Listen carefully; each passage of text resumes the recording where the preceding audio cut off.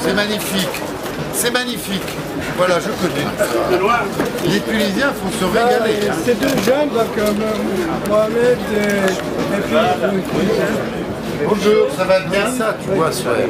Je voulais que les Parisiens se rendent compte à quel point la créativité tunisienne... Non, mais c'est vrai. Tunisien. Je veux qu'ils voyagent tunisiens et je veux qu'ils achètent tunisiens parce que c'est beau.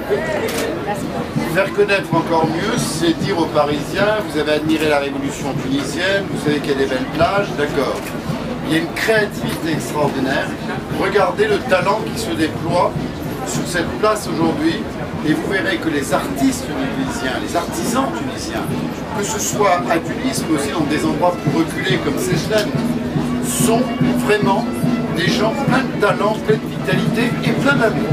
Je crois qu'il faut aimer les produits tunisiens, il faut aller en vacances en Tunisie.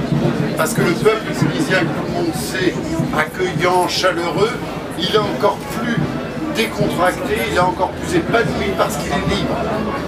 Et bien sûr, j'ai tenu à ce que cette manifestation, en présence de monsieur le ministre tunisien du Tourisme, aussi de beaucoup de personnalités, je suis heureux qu'il y ait Kemaï Chemari, qui a été un opposant pendant longtemps, j'en sais quelque chose, et Souer Belhassen, la présidente de la Fédération internationale des droits de l'homme, mais j'ai vu Jean Daniel, j'ai vu beaucoup d'amis de la Tunisie, beaucoup d'ambassadeurs, je suis très heureux qu'il y ait l'ambassadeur de Palestine aussi. C'est un magnifique mouvement de solidarité et j'ai voulu que soit dans cette manifestation chaleureuse, affectueuse, mais dont je souhaite qu'elle soit aussi concrète et que les Parisiens achètent tunisiens, voyagent tunisiens et que les valeurs que porte cette révolution ne soit pas oubliée parce qu'il y a les associations qui sont là, il y a l'hommage que nous rendons à Lucas Mabrouk, qui est ce journaliste franco-marocain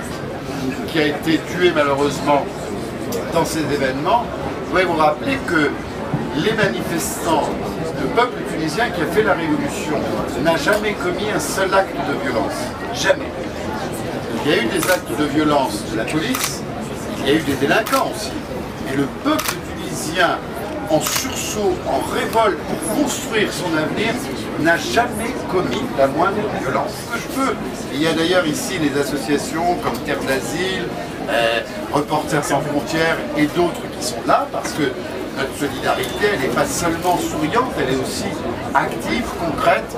Mais je lance un appel aux Parisiens et aux Français en général. Vous aimez les Tunisiens, donnez-leur des preuves d'amour. Ce peuple est extrêmement ouvert, chaleureux, fraternel. Répondez à cette demande de fraternité du peuple. Monsieur le ministre. Cette générosité, cette chaleur humaine, cette ouverture tunisienne, nous l'avons retrouvée à Paris. Nous l'avons retrouvée grâce au maire de Paris qui, spontanément, c'est une initiative qui vient de lui, nous a offert la possibilité de venir montrer cette nouvelle Tunisie. Croisement de modernité et de tradition. Nous avons voulu montrer aux Parisiens, aux Français, que cette Tunisie a 3 millions d'histoires, que cette Tunisie a brassé des courants différents, l'époque punique, l'époque romaine, l'époque byzantine, l'époque ottomane.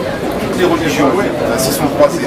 La religion juive, la religion chrétienne a été le berceau de la renaissance du christianisme.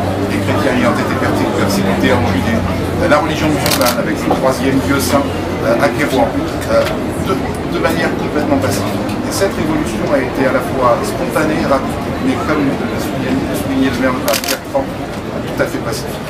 Et c'est ça le peuple tunisien. Nous avons besoin aujourd'hui de soutien, nous avons besoin aujourd'hui d'aide, nous avons besoin aujourd'hui de fêter aussi, de communier. Et le tourisme pour nous est très important parce que c'est pour le Tunisien la possibilité de rencontrer son homologue, son voisin, son frère, son ami méditerranéen pour échanger, pour dialoguer et pour avancer.